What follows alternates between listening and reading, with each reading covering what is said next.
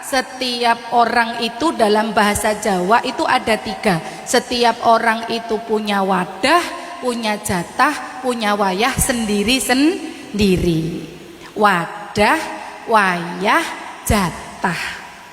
Wadah itu artinya adalah value atau potensi. Kemudian wayah itu artinya adalah waktu. Kemudian jatah itu artinya adalah rezeki. Laki-laki kalau mencari perempuan, carilah yang sekira perempuan itu kelak bisa jadi soko guru di dalam rumah tanggamu. Soko guru itu apa? Ibarat dalam sebuah bangunan joglo, soko guru itu adalah tiang yang paling besar. Yang kalau itu roboh, rumah itu juga roboh. Itu disebut sebagai soko guru. Ini temanya perempuan banget ini ya mbak-mbak ya. Nah, seharusnya pesertanya ini mungkin perempuan semua, tapi ini bagus juga untuk laki-laki agar supaya apa? Agar supaya kalau laki-laki mencari pasangan hidup itu tidak hanya dari kecantikannya saja, tapi terutama adalah dari akhlaknya. Bunyai kula ngendikan saiki bunyai-bunyai nek golek mantu itu kalau dulu itu lina sabiha lima liha walidiniha, lima lihanya itu dimaknai sebagai kekayaan. Kalau sekarang itu mal itu artinya potensi. Nah jadi adik-adik yang bukan putronya kiai tidak usah berkecil hati, dan yang putronya kiai itu harus berjuang sungguh-sungguh sebab saingannya sekarang tambah banyak. Sebab apa? Sebab sekarang trennya orang-orang itu cari menantu itu melihatnya itu dari mal itu bukan harta, tapi mal itu adalah potensi. Apakah si anak ini bisa meneruskan pesantren yang saya bangun? Apakah si anak ini walaupun mungkin dari keluarga yang sederhana, apakah dia layak mendampingi anak saya meneruskan pesantren ini? Dan seterusnya. Jadi mal itu artinya adalah potensi, atau istilah sekarang kita kenal dengan value. Apa adik-adik? Value.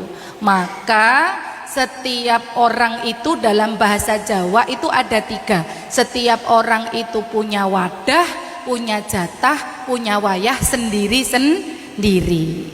Wadah, wayah, jatah. Wadah itu artinya adalah value atau potensi. Kemudian wayah itu artinya adalah waktu. Kemudian jatah itu artinya adalah rezeki. Maka adik-adik di masa depan yang kepengen rezekinya bagus, kepengen kehidupannya itu tentrem ing manah, kepengen rezekinya melimpah ruah, yang pertama harus dibesarkan adalah wadah. Wadah itu harus besar. Wadah tidak boleh retak, wadah tidak boleh hancur lebur, wadah harus utuh. Tidak indah, tidak apa-apa, tapi harus utuh, tidak boleh tercerai-berai. Wadah itu artinya adalah potensi. Kalau wadahnya besar, insya Allah rezekinya juga besar. Kalau wadahnya besar, rezekinya juga besar, insya Allah nanti wayahnya juga bagus. Alhamdulillah. Itu sebabnya teman-teman di pondok itu tidak boleh berhenti belajar. Mangke nek sampun lulus dari pondok harus tetap belajar, harus tetap sinau, harus tetap ngaji, terutama yang perempuan. Sebab apa? Sebab perempuan adalah soko guru. Laki-laki juga begitu. Laki-laki kalau mencari perempuan, carilah yang sekira perempuan itu kelak bisa jadi soko guru di dalam rumah tanggamu. Soko guru itu apa? Ibarat dalam sebuah bangunan joglo, soko guru itu adalah tiang yang paling besar. Yang kalau itu roboh, rumah itu juga roboh. Itu disebut sebagai soko guru. Di dalam bahasa Jawa kadang-kadang ada yang bilang bahwa perempuan itu konco wingking. Lalu kita tersinggung. Lah mondok suwe-suwe, sekolah suwe-suwe, kuliah suwe-suwe, kita menghabiskan waktu berlama-lama untuk menuntut ilmu, kok cuma diarani sebagai konco wingking. Padahal kalau kita memaknainya dengan positif, konco wingking itu sebenarnya maknanya adalah sutradara. Saya ini teman-teman seorang santri yang derek prosesnya film itu dari awal sampai kemudian saya sadar sebuah film itu bagus atau tidaknya tergantung sutradara. Kalau sutradaranya pinter, filmnya juga bagus. Nek sutradaranya mboten pinter, kira-kira filmnya bagus napa mboten? Boten. Maka kalimat bahwa perempuan itu adalah konco wingking tidak usah dimaknai dengan konotasi negatif, tapi dimaknai dengan konotasi positif bahwa perempuan adalah sutradara. Tidak terlihat tapi sebenarnya punya peran yang nyata. Coba jenengan ingat-ingat, ini kangkang di rumah, kalau ada apapun di rumah, abah itu minta pertimbangannya ke siapa? Ke ibu. Misalnya tentang pendidikan anak, pasti nanyanya ke ibu. Mau liburan kemana? Nanyanya ke ibu. Ini pesantren mau bangun lokal, enaknya ini ditaruh di mana? Nanyanya ke ibu.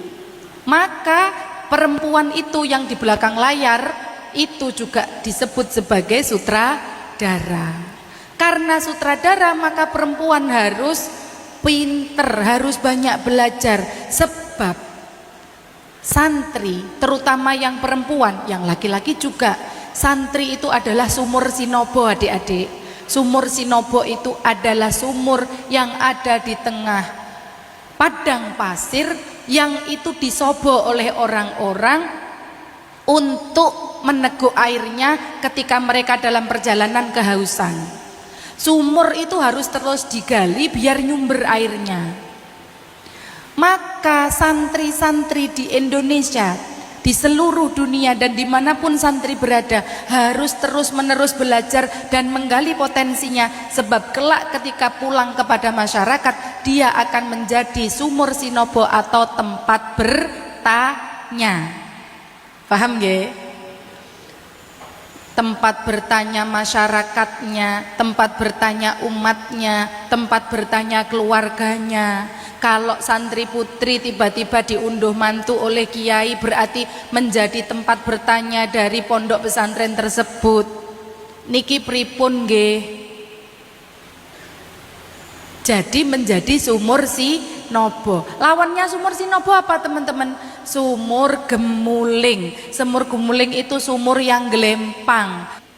Nah, itu harus hati-hati. Kadang-kadang santri kalau di pondok kelihatannya diem-diem baik, begitu liburan status WA-nya, story IG-nya, story TikTok-nya tiba-tiba saja oversharing. Oversharing itu tidak menimbulkan atau tidak mencirikan watak santri yang sumur sinobo. Sebab kalau santri sumur sinobo pasti airnya jernih, pasti isinya bermanfaat. Maka jadi santri tidak boleh berhenti belajar dan harus punya value. Adik-adik pasti bertanya, sebenarnya apa yang membuat novel Hati Suhita itu diminta oleh Pak Produser untuk menjadi sebuah film? Pasti jadi pertanyaan. Karena di Indonesia ini tidak kurang karya santri. Santri yang menulis itu banyak. Tidak produser bilang, Mbak Hilma tolong izinkan novel ini saya alih visualkan kepada film. Saya sudah membuat film ribuan judul.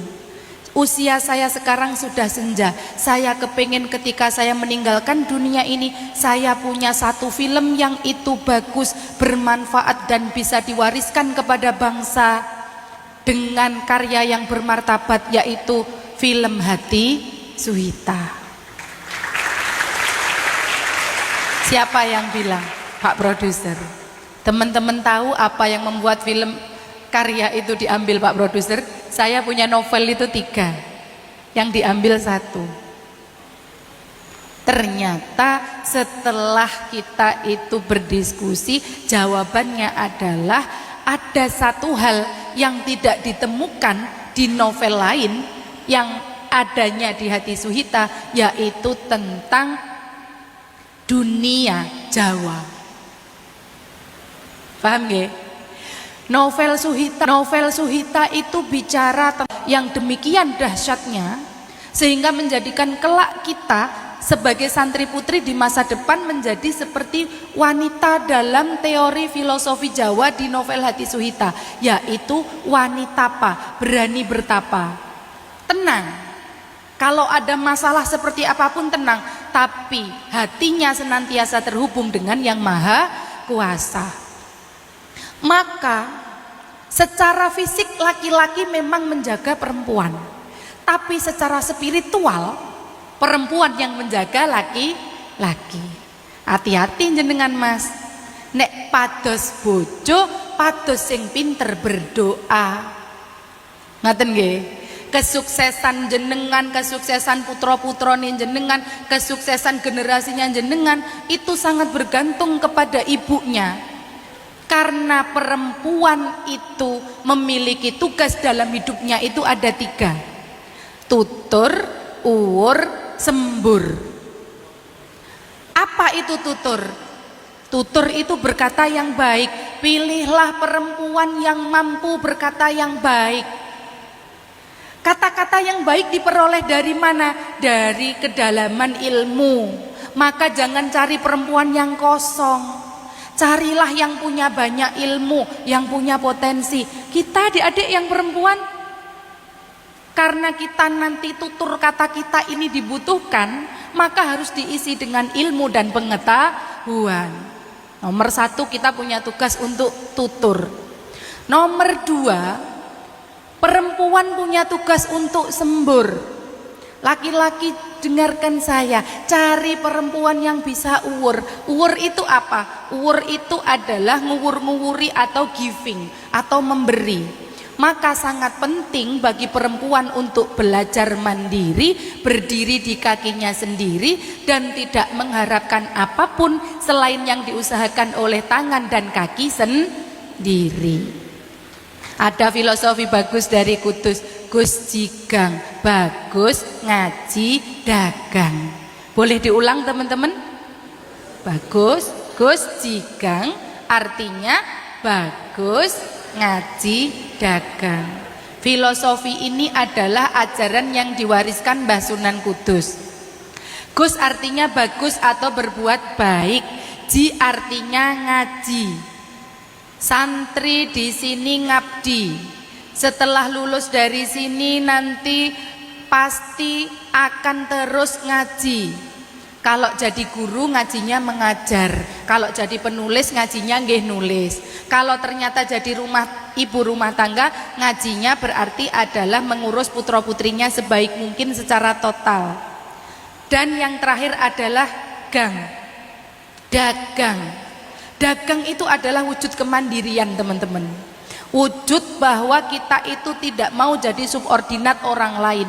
Usahakan jadilah perempuan yang mandiri. Sebab kita punya tugas apa tadi?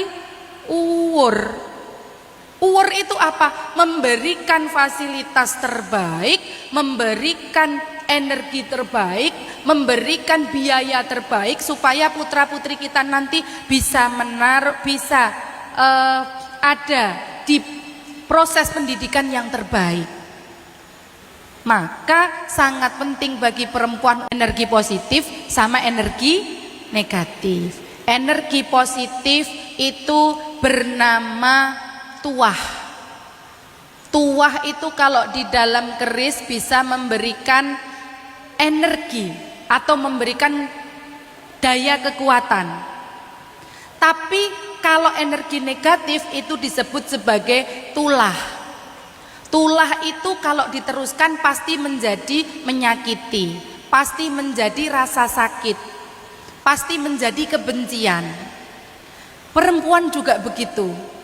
Kalau energi lebih banyak tuah, kata-katanya pasti bagus. Kalau kata-katanya bagus, doantunya. Itu kalau dia energinya didominasi oleh tulah. Tapi kalau didominasi tuah, dia kalau dalam bahasa Jawa itu pawaan nyekel kembang, orangnya tuh menyenangkan. Bolone kata, koncone podo tresno. Saya yang diangkat yaitu mikul dhuwur mendem jero.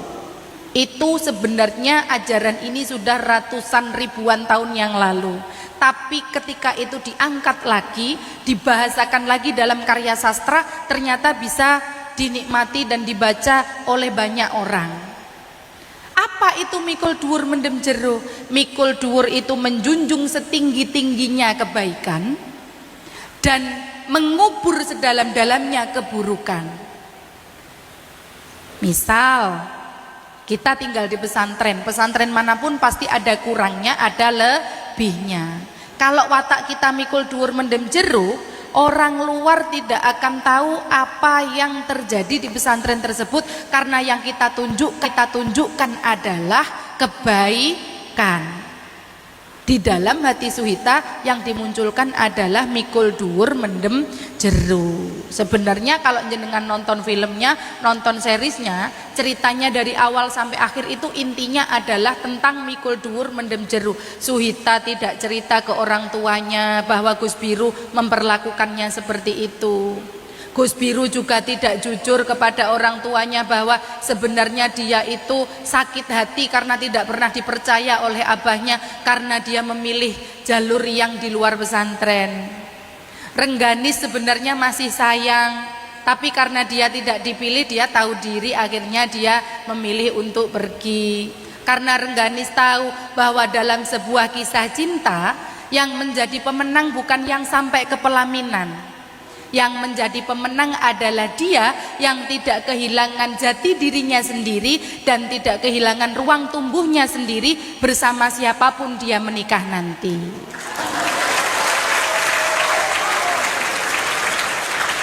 Jadi adik-adik, kalau kisahmu berakhir itu bukan berarti kisahmu tamat, bukan. Ada kalanya orang hadir di hidup kita itu tidak sebagai jodoh, tapi hanya sebagai guru. Orang baik memberi kita kebahagiaan, orang jahat memberi kita pengalaman. Maka kalau ada kisah orang yang saling mencintai, lalu mereka itu tidak berakhir bahagia, ya itu tidak apa-apa. Karena pemenangnya ya bukan yang menikah, seperti yang saya bilang tadi. Pemenangnya adalah dia yang tidak kehilangan ruang tumbuhnya sendiri bersama siapapun dia menikah nanti. Itu nggih. Jadi gak usah berkecil hati yang cintanya kandas-kandas itu. Itu ya. Tenang aja, nanti akan ada dia dengan nama lain, dengan cinta yang lebih dalam, dengan pengorbanan yang mati-matian. Ketika kamu diabaikan, ketika kamu disakiti, berarti kamu sedang ada dalam posisi yang tepat untuk berdoa. Betul? Orang disakiti itu kan tersungkur nggih, sakit, tersungkur, nangis, hilang semua ilmu dan pengetahuan untuk sementara waktu karena ya sakit. Orang patah hati itu sakit. Jenengan kalau melihatnya nggak sakit karena lihatnya dari luar. Kalau melihatnya dari dalam pasti sakit. Tapi itu adalah posisi yang paling tepat untuk berdoa. Jadi kalau jenengan dalam posisi tersebut, berdoalah sebanyak-banyaknya. Itu nggih. Ajaran ketiga dalam novel Hati Suhita yang membuat Pak Produser jatuh hati adalah tentang ngalah. Ngalah kalau dalam Hati Suhita maknanya adalah ngalloh. Ngalloh itu apa? Ngalah sama dengan ngalloh sama dengan mengembalikan segala sesuatunya kepada Gusti Allah. Abot napa mboten? Ngalah adalah mengembalikan segala sesuatunya kepada Gusti Allah dan percaya bahwa kalau Gusti Allah yang noto mesti apik. Nah, sampun ya Allah, terserah jenengan, nek jenengan sing noto mesti sae. Itu namanya ngalah. Maka teman-teman, di situ di novel Hati Suhita ada tokoh bernama Rengganis dengan sifat ngalahnya. Lengganis itu bukan cuman ngalah, tapi legowo. Legowo itu apa?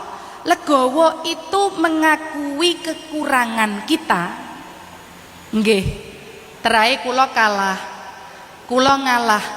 Kula mboten dipilih. Niku legowo. Tapi satu sifat khas legowo adalah mengakui bahwa orang lain lebih hebat. Angel apa mboten? Angel. Kula mboten pantes, kula mboten layak, sing pantes beliau. Sing sakniki dados garwane jenengan niku lebih pantas. Sing sakniki dadi garwane jenengan niku memang pilihan terbaik dari orang tua jenengan. Itu namanya legowo. Maka di atas ikhlas ada ihsan, teman-teman. Ada namanya ihsan? Ada. Kalau ikhlas itu merelakan, kalau ihsan itu tetap berbuat baik. Mboten mengganggu, nggih. Mboten mendoakan yang buruk, itu bagian dari ihsan.